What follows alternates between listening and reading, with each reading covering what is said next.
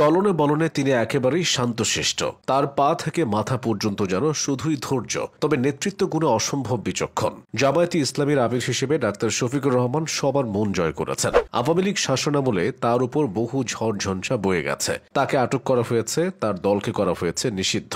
তবে কোনো কিছুতেই তিনি দমে যাননি বা হাল ছেড়ে দেননি। অবাক করা ব্যাপার হলো, জামায়াতে ইসলামীর জন্য তিনি এত আত্মত্যাগ করলেও এই দলে তার রাজনীতির হাতেখড়ি হয়নি। অতীতে তিনি জাসদ ছাত্রলীগের সাথে জড়িত ছিলেন। অবশ্য লম্বা হয়নি সে পথ চলা। কয়েক বছর পেরোতেই জাসদ ছাত্রলীগ ছেড়ে ইসলামী ছাত্র শিবিরে যোগ দেন। এরপর থেকে বাংলাদেশে ইসলাম প্রতিষ্ঠায় তার সংগ্রাম চলমান আছে। অনেকে হয়তো জানেন না, ডাক্তার শফিকুর রহমান একজন নামকরা চিকিৎসক। তিনি 1958 সালের 31 অক্টোবর মৌলভীবাজারের কুলাউড়া উপজেলার ভাটেরা ইউনিয়নে এক সম্ভ্রান্ত মুসলিম পরিবারে জন্মগ্রহণ করেন। তার পিতা মরহুম মোহাম্মদ আব্রু মিয়া এবং মায়ের নাম মরহুমা খাতিরুন্নেসা। পরিবারের 3 ভাই ও 1 বোনের মধ্যে শফিকুর রহমান তৃতীয়। শিক্ষা জীবনে তিনি 1974 সালে স্থানীয় বরমচার উচ্চ বিদ্যালয় থেকে এসএসসি এবং 1976 সালে সিলেট এমসি কলেজ থেকে কৃতিত্বের সাথে এইচএসসি পরীক্ষায় উত্তীর্ণ হন। এরপর 1983 সালে সিলেট মেডিকেল কলেজ, বর্তমানে যেটি এমএজি ওসমানী মেডিকেল কলেজ থেকে এমবিবিএস ডিগ্রি অর্জন করেন। পরবর্তীতে চিকিৎসা সেবার পাশাপাশি রাজনীতিতে যোগ দেন।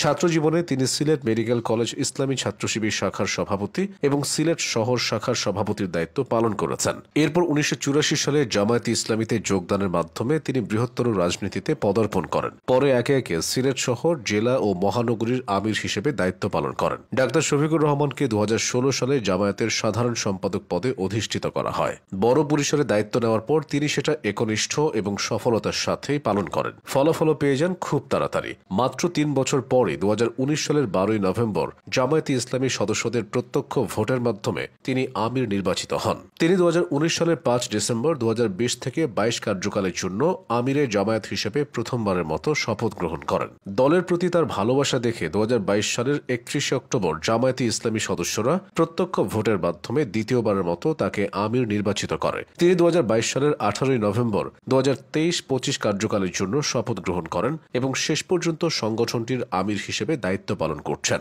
রাজনৈতিক পরিচয়ের বাইরেও একজন সমাজসেবক হিসেবে ডাক্তার শফিকুর রহমানের খ্যাতি আছে। তিনি একটি বেসরকারি মেডিকেল কলেজ ও হাসপাতালের প্রতিষ্ঠাতা চেয়ারম্যান। নিজ উদ্যোগে প্রতিষ্ঠা করেছেন একাধিক এতিমখানা, একাধিক দাতব্য হাসপাতাল এবং কয়েকটি মসজিদ। এছাড়া অসংখ্য প্রতিষ্ঠানের বিভিন্ন কমিটিতে তিনি দায়িত্বরত আছেন। ডাক্তার শফিকুর রহমান এক জীবনে অসংখ্য সভা সেমিনারে অংশ নিয়েছেন। এই জন্য তিনি মধ্যপ্রাচ্য, ইউরোপ এবং আমেরিকার বহু দেশে ভ্রমণ করেছেন। ডাক্তার শফিকুর রহমানের স্ত্রী আমিনা বেগম 8ম জাতীয় সংসদে সংরক্ষিত মহিলা আসনের সদস্য ছিলেন। এই দম্পতির ঘরে 2 মেয়ে এবং 1 ছেলে আছে। অন্য দলগুলো যখন রেশারেশি আর দলীয় কোন্দলে ব্যস্ত, জামায়াতে ইসলামী তখন ভোটের মাঠ গোছাতে ব্যস্ত। অতীতে জামায়াতে যত আমির এসেছে তাদের সবার ভিতর একটা ফাঁপা আত্মবিশ্বাস ছিল। তারা ভোটের মাঠ নিয়ে সেভাবে চিন্তা করতেন না। ডাক্তার শফিকুর রহমান এখানেই ব্যতিক্রম। সেই ফেনী নোয়াখালীর বন্যা থেকে তিনি ত্রাণ কার্যক্রমে আলোচনায় এসেছেন, এখনো সমানে ছুটে চলেছেন। ডাক্তার শফিকুর রহমান কথার থেকে কাজ করতে বেশি পছন্দ করেন। সামনের দিনগুলোতে তাকে ঘিরেই স্বপ্ন দেখছে বাংলাদেশ জামায়াতে ইসলামী।